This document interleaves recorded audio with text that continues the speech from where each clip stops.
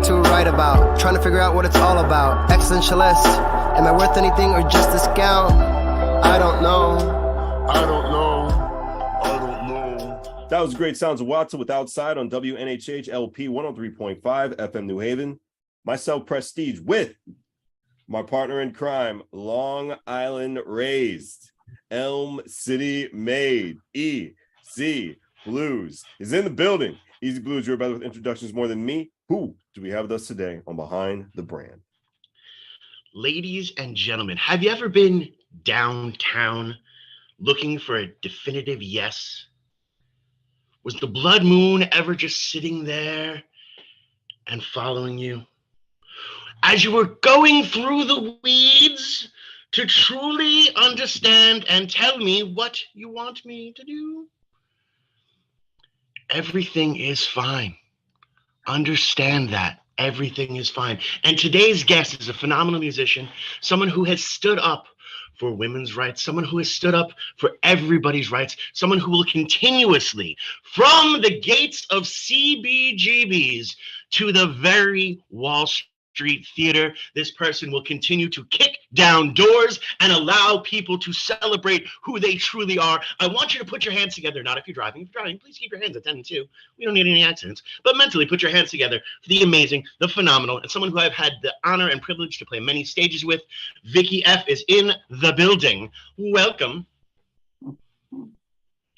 Thank you so much, guys. Wow. Pretty awesome to be here with you. Thank you. Thank you very much. It's awesome to have you here, and your journey is a very, very interesting journey. Like I said, we've done a couple of shows and different things together, but really your stories go so much further than that.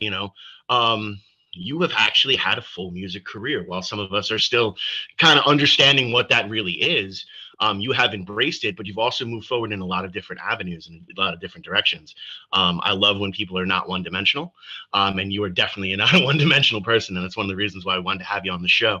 What was the truest calling for you when music came a-knocking?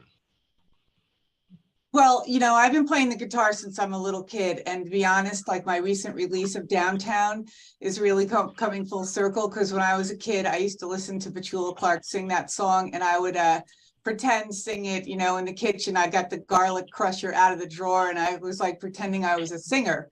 And I always wanted to sing like Barbra Streisand too. Like my mother used to take me to the Barbra Streisand movies, and I would play the piano and try, but that wasn't working out. So I kind of got into folk music. I did a lot of folk music, and then I met some people in the late 70s, early 80s, and we started to really love and do and play punk rock, and it was really, really amazing, and kind of set my fire in terms of performing. So that's what I really love to do, is to be on stage. And yeah, like you said, we played at CBGBs like a whole bunch of times. And, we had the slots that were like, at 4 o'clock in the morning on a Wednesday night. We actually had a couple of Saturday gigs, but most of the time we were like in the middle of the night, some obscure time and day. But it was still amazing. And we did it. We played at Max's Kansas City a whole bunch of times, and then a lot of other clubs in the city at that time in the early 80s. So pretty good memories from there. And, unfortunately, like I actually did put my guitar down for many years. Strangely enough, I went from punk rock to becoming a lawyer. And it was kind of sad though, because I always really, really missed performing. Always. Every time I would see a band or go to a show, I'd be like, I would like really feel down. I enjoyed, but couldn't really fully enjoy seeing shows because I wanted so badly to be on the stage. So finally, in 2010, this is my little story here that I say all the time. A friend of mine, a very close friend of mine, passed away, and I was at her side when she died. And she used to like the music from my band, Troop de Coupe, that we used to play in the city. She liked the music. Like you'd say, who wants to listen to Troop de Coupe? And she would say, I do. Nobody else would, but she would. And then, when she died, I was actually singing to her as she passed away. And I always say, and I believe this, that when she passed away, her spirit came into me. And I didn't think about it. I didn't try to do it. I didn't push it. But all of a sudden I was picking up my guitar and playing again and writing songs again. And then I started to do open mic nights at the Acoustic Cafe, and one thing led to another. And now I'm out here doing it. I'm recording and releasing music and playing at different clubs and learning electronic music. I make my tracks now on my Ableton Live program, and it's really cool and it's really amazing. I love your story because, you know, it is kind of shown 1.5 million different ways. You know, there are some people who kind of are selected into this life and they choose to be part of this life. And then there are just some people that this life has chosen them. And no matter how far you try to resist it, I mean, I joined the army to get away from music. That's how crazy it got for me. And I wound up playing music in the army. So it is beautiful when I get to hear that from another creative soul, because no matter what, this is 100% who we are. That stage is so important to so many different people out there. But it's also absolutely terrifying and very difficult to try to make a living out of. And you need to have 17 to 18 different 9-to-5 jobs to process it through, or you need to, like I like to call it, do the Al Pacino, where you write the big budget stuff for pop music, and then you go out and you play, you know, Shakespeare in the Park for free. But your story is so much more incredible too, because yeah, you became a lawyer, but not just like, you know, chasing an ambulance type of lawyer. You know, you're a lawyer that makes a difference, and right now you're a lawyer that makes a difference in a time where we truly need you. So first of all, thank you. Oh, nice. Thank you. It is so super important. If you feel comfortable in talking about that, I'd love to talk about that for a little bit as well, because I do 100% feel that people need to be as educated as humanly possible, and to know that even though we are in a safe state, that could change tomorrow. And we need, I'm sorry, I'm going to say this, heroes like you to make sure that we are continuing to fight to stay free. So if you could share a little bit, that'd be great. Well, that's really nice of you to say that, and I appreciate it. You know, I've had like a love-hate relationship with being a lawyer, and some things I've done with it that I really haven't liked at all. Like for a while, I practiced divorce law, and some people are really good at that. Like I have no criticism of that area of practice, but I didn't like it, and I was really stressed out by it, and it made me cry, and it made me want to go become a kindergarten teacher instead of being a lawyer.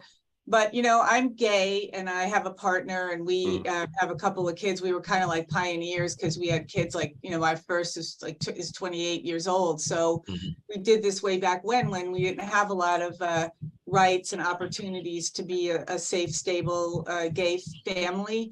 So basically what I did with my law career was I became an out lawyer. And so I started to help a lot of gay clients to figure out how to tie their relationships together and be safe and have children. And then I took that another step, and I became a specialist in assisted reproduction technology law. And that's what I do. I help people to have children in alternative ways. So not just gay people, but straight couples too, women who have had cancer and can't carry a baby, people with infertility issues. So what I mainly do is help people have children through surrogacy. And then I'm able to make sure that they become the legal parents of their baby instead of the person who gives birth to their baby. So I do all of that every single day. I still do it. And also I know a lot about the legal landscape now, and you know, what could happen, like women not having rights to make decisions for their own body, and also women not having rights to just make decisions for themselves in general, and the whole landscape of being gay now. Everybody's so worried, like if marriage rights were taken away, that would be so frightening. Hopefully that won't happen, but we're always now navigating, like, what do we have to do to make sure that we're safe? What do we have to do to make sure our families are stable? And So I'm really grateful that I found my way into this kind of practice for a couple reasons. One, it fulfills me. And it's not like, it's not like being a divorce lawyer. That would make me so sad and really want to quit being a lawyer. So now I appreciate it. And the other thing is, I didn't choose to be a musician and have a musician's career. But what I have now, which I'm finding useful, is enough money to go to a studio and record my songs and drop my EPs or my songs and go back to the studio. So I'm grateful for that. I'm grateful I'm not like a starving artist and needing to do, some kind of different things to raise money to do my music. I can do it. And I just want to say you are a musician. You're a phenomenal musician. And even when you weren't recording or anything like that, you were still a musician. It beats 100% in what you do. And I've seen a lot because when I was younger, they had actually asked me to go into law school and different things like that. And because to me, it was a performance aspect. I had 12 people that I had to convince beyond a shadow of a doubt that I was right. And that's just, I was like, oh, this is perfect for me.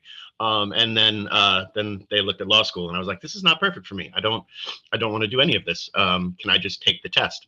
And they're like, no, you can't do that. So I didn't do that. So I love and respect that aspect as well, because there's so much that goes through, when you break down law, it really is just a matter of what is written and what was written before. And then it's just that part to go forward and move forward is to continue to push through with legislation and we need people on the front lines like you to continue to fight. And it is so super, super important. So I wanted to give you those flowers now because I really respect what you do beyond everything. Now let's talk a little bit more about the new single Downtown, which is a cover aspect, and it is coming that full circle for you. What was it like to step into the studio to sing the song that you sang into that garlic press 5 or 6 years ago? It was really it was really unusual how it came about, because Ethan Isaac, who produces the songs I record, was after me to do a cover, and he was like thinking of some Pat Benatar songs. Oh, you could do this one, you could do that one. And I was like, yeah. And I'd learn them at home and I'd be like, yeah, but I wasn't feeling it. I wasn't feeling it. I didn't want to do a cover just for the sake of doing a cover. I wanted to do something that was meaningful to me, so that I knew I would put more heart into it. So I don't know how I remembered that I did this song, but I was like, oh, let me see what it's like to play Downtown. And I brought it to them. And then Brendan Sadat, who plays guitar with me on the recordings, he loves that song. He was like so happy that I was thinking of that song. He actually had and gave to me the album with Petula Clark on the cover, and who, singing that song on the album. So it seemed to all come together with an energy that was important to all of us. And then we did a version that's much different from Petula Clark's version. We did it up tempo. We did it a little, not exactly punk, but a little more with a punk flavor, rock flavor. And it just was so much fun. It was so much fun to do it. So and the drums came out good. And so I just was so lucky that I got to a cover that really resonated with me. And that's super, super important, because I know, artists, especially like local artists, kind of fight that dynamic of like being a cover artist or being an original musician and yada, yada. But when you can hit that balance and when you can do the cover the right way, where you get to put your soul into it. I mean, one of the best covers of all time, as far as I'm concerned, is Johnny Cash's Hurt. Doing the Nine Inch Nails cover, where he covered and made it his own so much. Trent Reznor, the writer of the song, was like, this is not our song anymore. And people can say the same thing about Jimi Hendrix and All Along the Watchtower. For those that don't know, Yeah. it was originally a Bob Dylan song. Yeah, And, definitely. Jimi Hendrix covered it. Yeah. But everyone now knows that as a Hendrix song. So when you can put your heart and your essence into that cover, it becomes a part of you. Yeah. And I think you nailed that like so well. Like I said, I've seen you a whole bunch of times. I haven't seen you in a full band yet. I've only really seen you with the computer and your guitar and stuff. I would definitely, when you play the full band set, you gotta let me know. I'll definitely show up. I'll show up front row. Well, maybe like backwards because I don't like people that much. I'll probably be sitting in the back of the place, but it's fine. Now, as you are continuing to move forward and grow, are you going to be doing a lot more like full band projects live, or because it is difficult to put a band together, it's difficult to schedule, to make sure everyone's schedules align up? Is it just this is how you're practicing going forward, and you're only going to do like band shows for bigger opportunities or like special celebratory shows? I don't know. Like the way that I'm going ahead with this music stuff is just having an open mind and letting things unfold.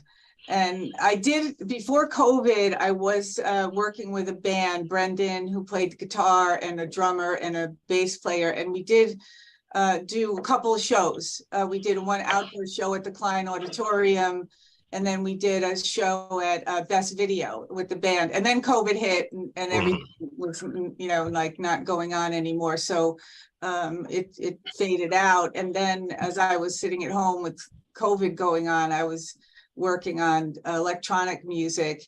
And I thought, well, I don't want to just, if I play out and I don't have a band, I don't want to just do like an acoustic set with my acoustic guitar. I want to have some kind of more interesting performance aspect to it.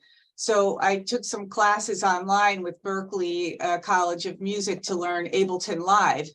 And it's the most amazing program, platform, whatever you want to call it. You could be so creative with it. And so I think for now, I'm going to keep working on that. And what I see right now, and maybe this will change, like I said, but what I see right now is like my performance becoming more of like a performance art type of a show. So that I'm going to use different kinds of sounds and layer sounds, and not just drums and bass and synth, which I actually make the tracks myself. But then also just do some like, I'll use the word weird for lack of a better word, but like weird sounds and just different aspects to songs that I wouldn't normally do in the studio. So I'm going to let that keep going and just keep on unfolding. But if people came to me and said, like, I'm kind of in touch with the guys from the band Cosmic Error. I don't know if you know them, but Dimitri Santa Maria, he's such a cool guy. And we're going to try to get some shows together. And he's like, you should jam with us, and he had asked me if I wanted them to back me up as a band. So, you don't know where that's going to go. So, maybe I'll end up playing with those guys a little, but I just want to like keep an open mind and move ahead with what seems really fun and exciting and artistic. That is absolutely awesome. And it's so interesting when we talk about like your musical journey, how you started in the folk aspect and got into punk. And now if you look actually through most of pop culture, there has been this incredible marriage between folk punk, to the point where there is almost a resurgence of it coming up through now, like Apes of State and even Cheshky. Have any of those acts kind of like reached out to you, or do you need to be connected with those acts? Because I know them. I can hook you up with Rent Strike. I think you and Rent Strike would be a heck of a build together. I think that would be fun. But yeah, is it really interesting to see now that truer marriage of folk and punk together? It's really interesting, and that's why I've been using my acoustic guitar, because, well, one, I love it, but two, every once in a while I think, oh, I should start playing my electric guitar with these tracks, and I'm like, no, I kind of like this idea of having my acoustic guitar with these like unusual tracks, but But to your suggestion, I would love to be introduced to more people and to be able to be on some really cool lineups in different clubs. I would love that. Cool. I will definitely hook you up with some peoples that I know. They're great people too. Like they're also down 100% for the cause, and you know they're totally. I have actually seen more raucous like take the government down things at folk punk shows that I've seen at punk shows, to be honest with you. Yeah. It's incredible, and it also has a nice little melody and you can dance to it. So You can dance to it on that's what- WNHH LP 103.5 FM New Haven. Myself, Prestige, and my partner in crime, Long Island Rays, Elm City Made, EZ BlueZ is in the building. Vicki is still with us on Behind the Brand. Easy, go right ahead. Yeah. So I think it truly is absolutely amazing, you know, kind of seeing that gap get bridged. And again, these guys are out there really like living the aspect of it. Yeah.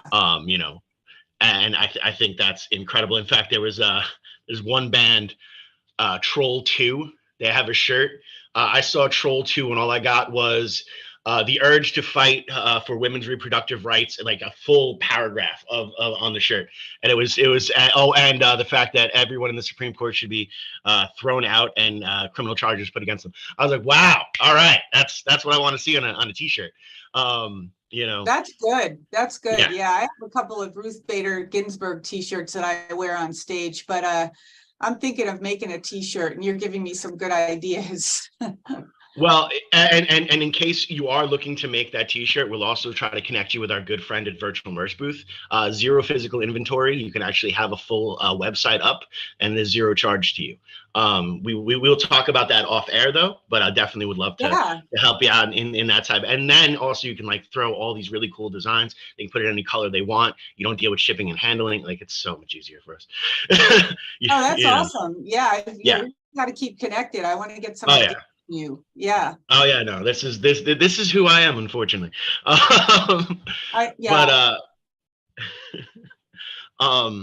Also, what's really, really cool, and for those who are playing the home game, if they have followed your career at all, you also are very good friends with and very tight with Full Blast movement, and they do the whole tour for life aspect of it.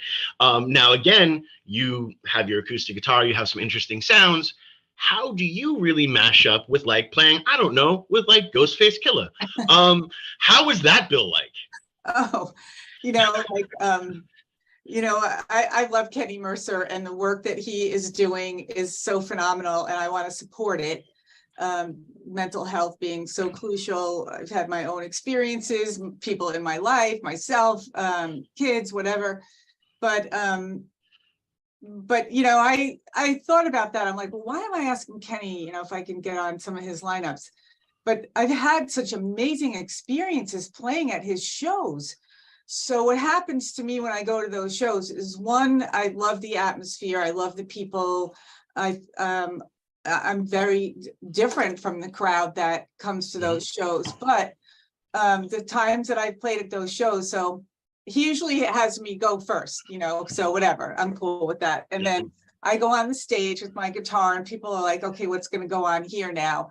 And then I start playing the tracks and I start playing my guitar, and always this crowd, these wonderful people, they like my stuff and they come up to the front of the stage and they're digging it and they're, cheering me on and they're really happy to see me play and they make me feel really good. Probably more so than other shows that I play. Maybe not all the other shows I play, but definitely the hip hop audience is amazing. And I've been really happy. My partner comes to all my shows and she's really cool. She's very supportive and very helpful. Like we call her comically my manager. She's not, but she makes sure the stage is okay and there's enough room for me. But when we go to these shows, she's like, are you sure about this? Like, I don't know if this is like where you should be playing. I don't know, if you fit in here, but I just really like it. I love Kenny and I have a really good time on his stages and, it just works. It seems to work. I say it all the time because, you know, we kind of got our start through Full Blast as well. And, you know, when you have to sit and fight on a stage with acts that are similar to you, so then, and there, of course, there are going to be fans that are loyal to that other act and different things. That's just the way it goes in this hierarchy of nonsense that we call music, right?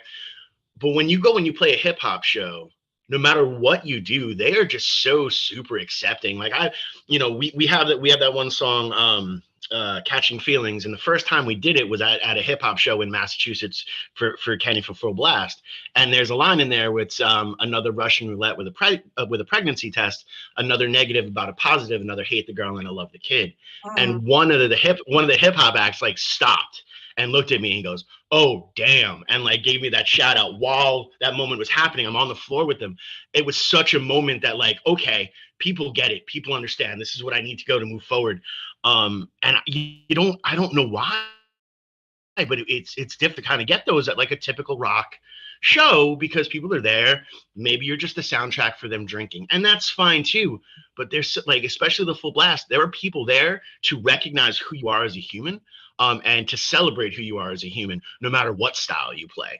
And I think they also think we're all so have so much courage to sit on the stage with, you know, some of these hip hop acts and they're talking about what they're talking about, and we're not trying to talk about what they're talking about. We're just talking about ourselves, and they respect that. I think it's that whole real, recognize real. And it's a beautiful thing. So anyone who wants to jump on those Full Blast tours, make sure you hit up Kenny Mercer. It'll be an experience that you definitely want to feel for the rest of your life. But this isn't about Kenny and Full Blast, although it could be. This is about you, Vicki. As you know, you just released a single, the Downtown single. What is the next avenue and releases? And are you going to try a different style? Or are we going to see like a little bit like maybe Vicki F doing Portishead kind of stuff coming through? I think it'd be cool. I'm just saying. I can feel it from you. Is there anything like any secret stuff you want to try to drop right now? We love having those type of things on the show, or just want to talk about the evolution of what you're going to sound like next.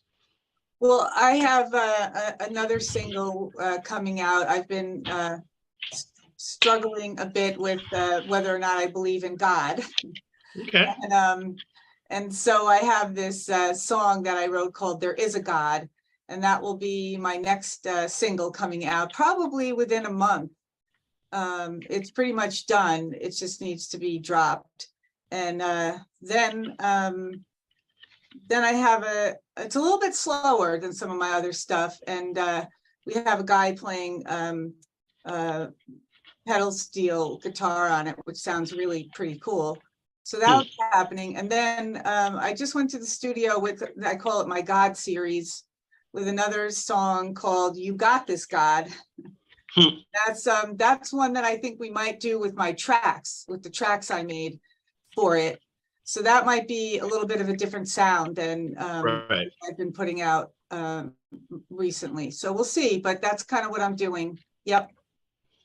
No, that is absolutely awesome. And going to the studio. Also, I love the fact that you're kind of in that same, we definitely need to talk more because you're in the same type of deconstruction era that I seem to be in when dealing with faith. I believe I believe there is a higher power. I believe there is a God. I just believe that I think it was Camus who said it. The biggest joke in the entire world was God created man in his image and man turned around and returned the favor.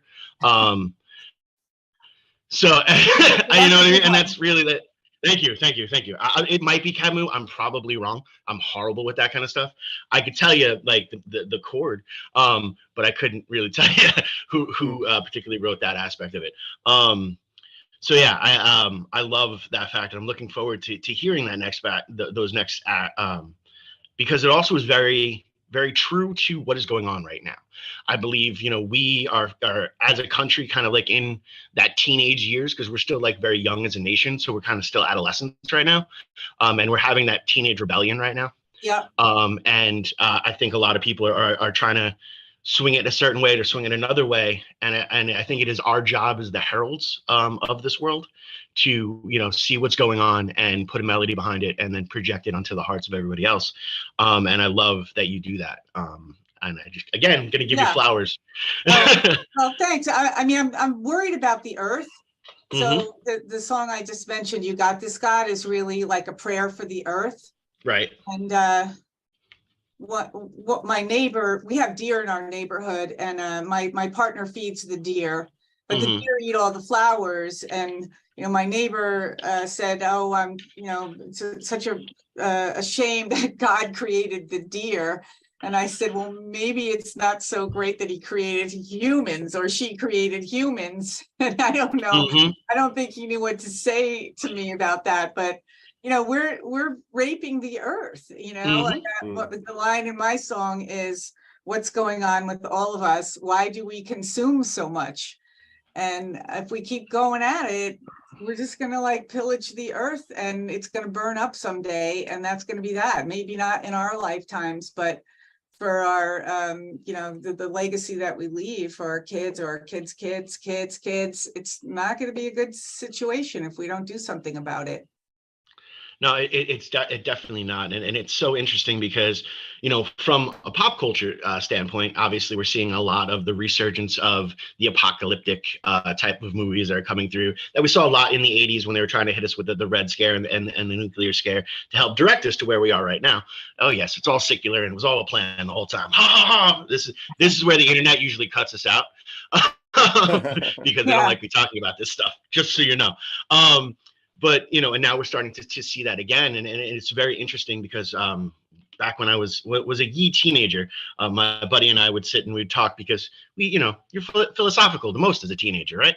And he said, the Bible is so interesting, but I do kind of feel like if we had a nuclear Holocaust going on and everything be wiped out in 100 something years, someone digs up the remains and they find Tolkien's Lord of the Rings, they would think that that's what 100 years ago was like.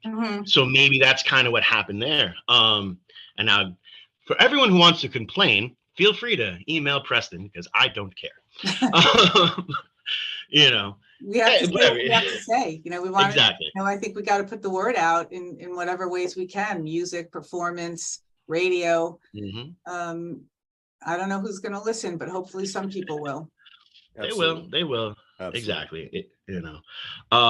Now the next messages, I do also love how you're calling these, you're the God tapes kind of thing.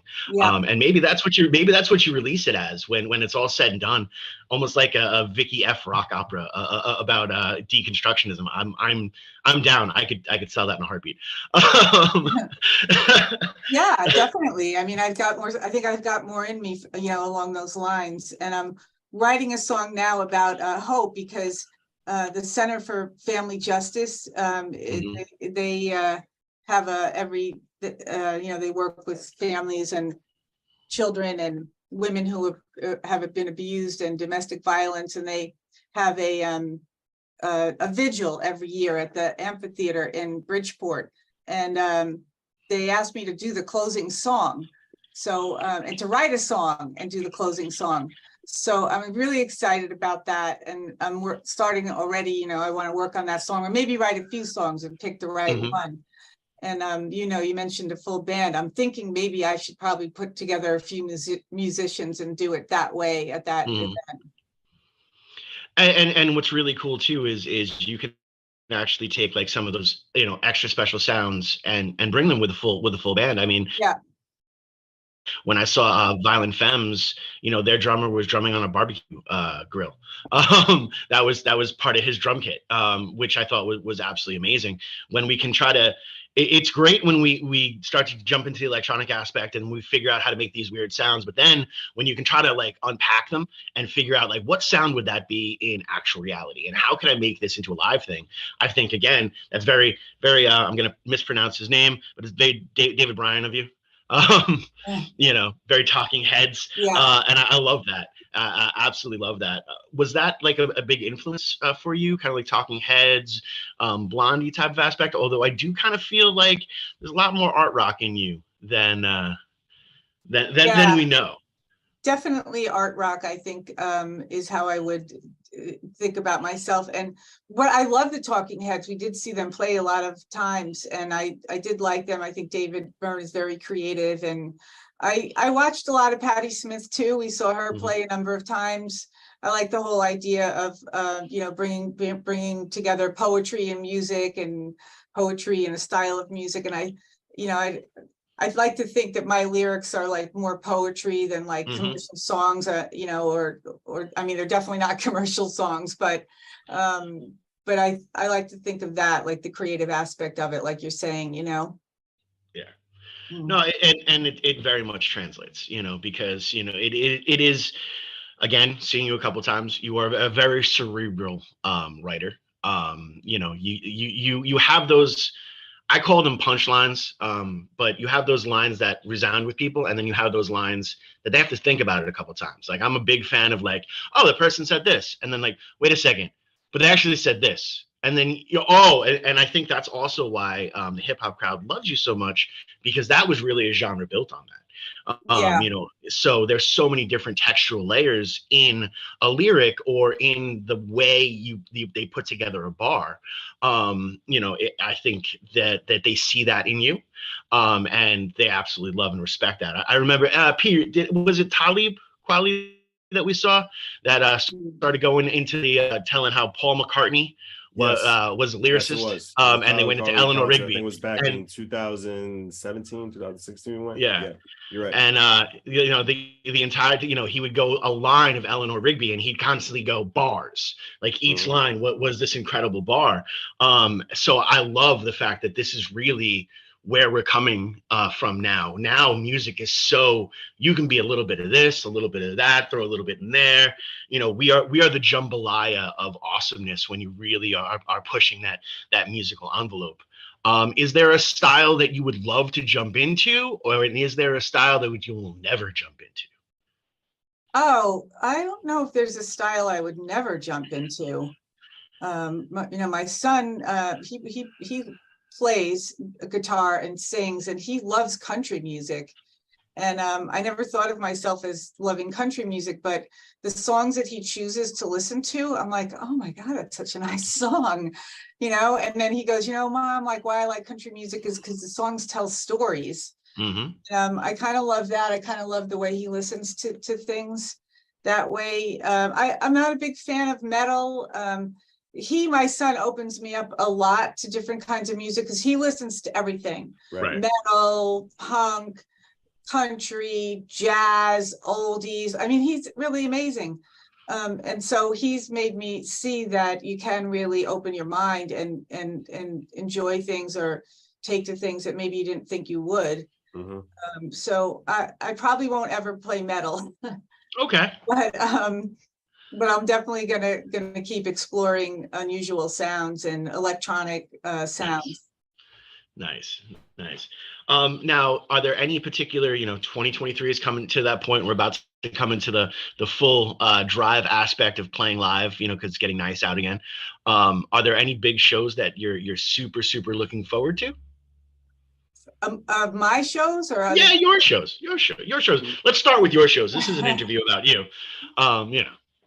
Well, I only have one show on the books right now, May 11th at Cafe 9, and I'm looking to book some more for the summer. So, yeah, I'm working on Park City Music Hall, but they're kind of big on tribute bands these days.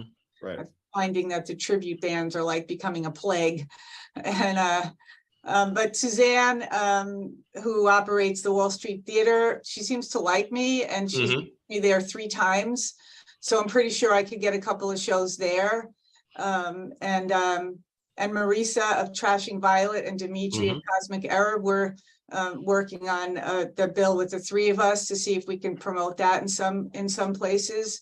So that's kind of what's going on there. Nice. You also want to take a look at Never Ending Books. It's a smaller venue, but it's something that caters very well to the local scene for New Haven. Never Ending Books, did you say? Phenomenal little spot. Yeah. Never Ending Books. Yes. Yeah. You want to definitely take a look in there. In fact, if you're available on Tuesdays, they have a poetry open mic run by Brian Ember. We've had Brian Ember on the show. Phenomenal human being. Love peoples. And actually, they a couple weeks ago they had the guy from King Missile actually. That's awesome. Yeah, I'll definitely go there. That would be fun to go to a poetry night. That'd be cool. Yeah, and it's so much fun, and it's pretty much like a lot of the really super creatives from New Haven and the New Oh, Haven scene good. itself, which is where you need to be, because you are there. I just don't think anyone like showed you the back door. Hi, I'm No, here. I'm going to show you the back door because people like me for some reason. I have no idea why. that's cool. No, thank you so much. I'm so really grateful that you reached out to me to do this, because actually really enjoying getting to know you and hearing you talk, and it's really nice to see Preston doing his thing. So I'm really hopeful that we keep in touch. No, definitely. I tell my children all the time. They're like, "Oh, at first they used to be like, oh, Dad, who did you interview this week?" And now it's like, "Hey, Dad, who's your new best friend now?" Yeah, Um, I love that. so it's kind of cool. As we're continuing to go and evolve, just constantly as people and musicians, you know, where P usually asks these questions, so I And don't P usually necessarily. says WNHH LP 103.5 FM New Haven, 103.5 FM Prestige, Easy Blues, behind the brand. Vicki is with us. Great to have a presence. Easy. Go right ahead.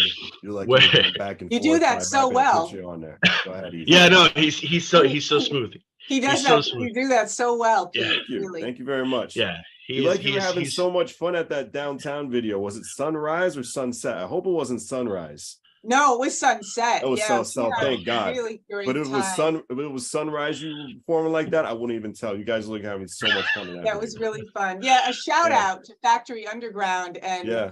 Mark Allen, Ethan Isaac, John Shalasky. Those guys are so creative. And if anybody listening out there is looking for a place to record or make a video, I mean, they're really so nice and so easy to work with and so talented. Was that done like in one take? Because like if I was shooting that on sunset, I would go crazy. It was one evening, Okay. only one evening we were there, Okay.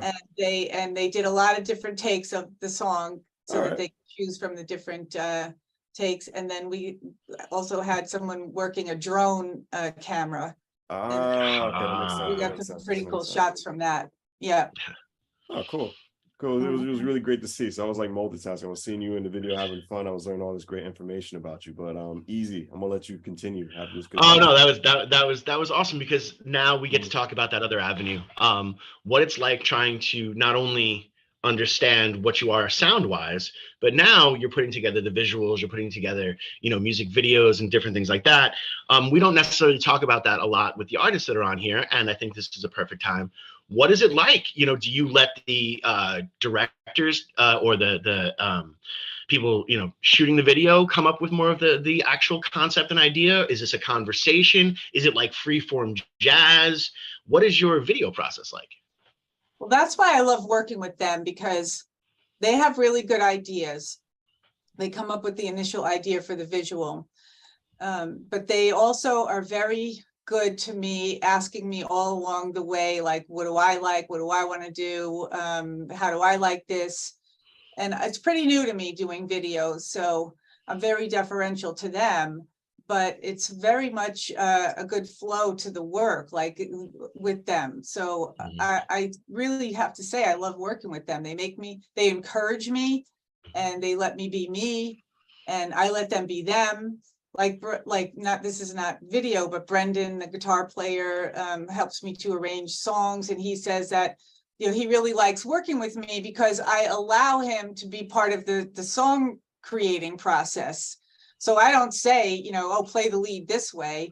They can do what they want. They can come up with their own musical ideas, and I'm happy about that. And yeah, I put my 2 cents in what I like to hear, but I like it to be collaborative. And the video, like I just want to be me. If you look at the downtown video, I'm not trying to be like really crazy performer or dress sexy or anything. I'm just like, give me my leather jacket and let me do my thing, and I'm happy about that.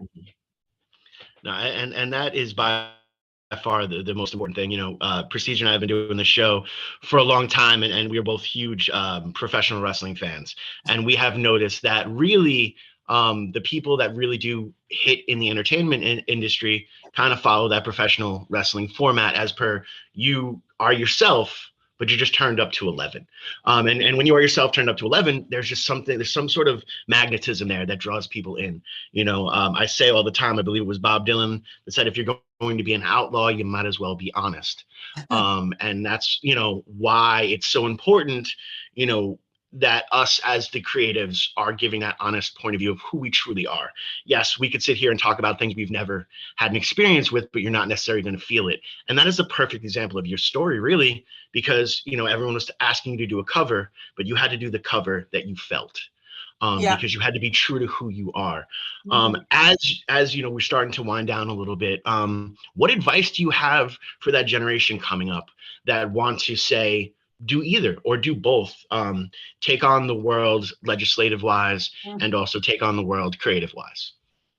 Well, it sounds trite, but I think follow your heart.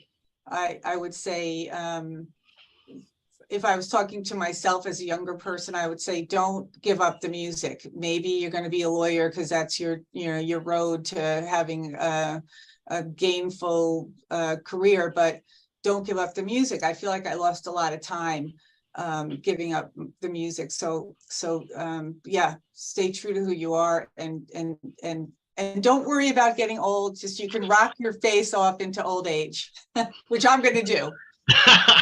Well, it's so interesting because so many people want to throw like that little age stigma in there, but that's only because they're looking at it as per, like, as I call it, the MTV Cribs formula of being successful.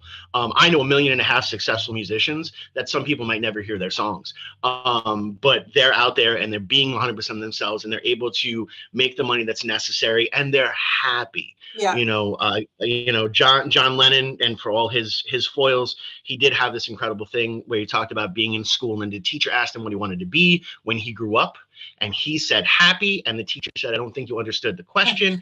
And John Lennon said, no, I don't think you understood the question. And that's what we love about that. Unfortunately, they are pulling the Apollo curtain upon us right now. But we wanted to give these last couple of moments just to you. How can people reach out to you? How can they find your music? How can they hook you up to fill up your summer of booking fantasticness? Yeah. Let us all know how we can get in touch and further immerse ourselves in the awesomeness that is Vicki F. Oh, well, thank you. So I'm Vicki F, and you can find me at www.vickifmusic.org, or you can find me on Facebook, Vicki F Music, and I'm from Fairfield, Connecticut. But yeah, I've always loved the New Haven music scene. As a kid, I played at Ron's Place many, many times in the punk scene in New Haven. So count me into the New Haven scene. Yes, and we are honored and blessed to have you in this scene. Anytime that we are on a show or build together, I'm super happy because I'm always there early anyway, because I'm slightly crazy. But it is an honor and a privilege to have you on the show. Thank you for taking this time, and again, thank you for everything you do. P, do you have anything you want to say to close us out, sir? WNHHLP 103.5 FM New Haven, myself, Prestige, and my partner in crime, Long Island Rays, Elm City Made, Vicki F. Thank you for being a part of Behind the Brand. Thank you guys so much. Really. Thank you. Absolutely. It was a great time.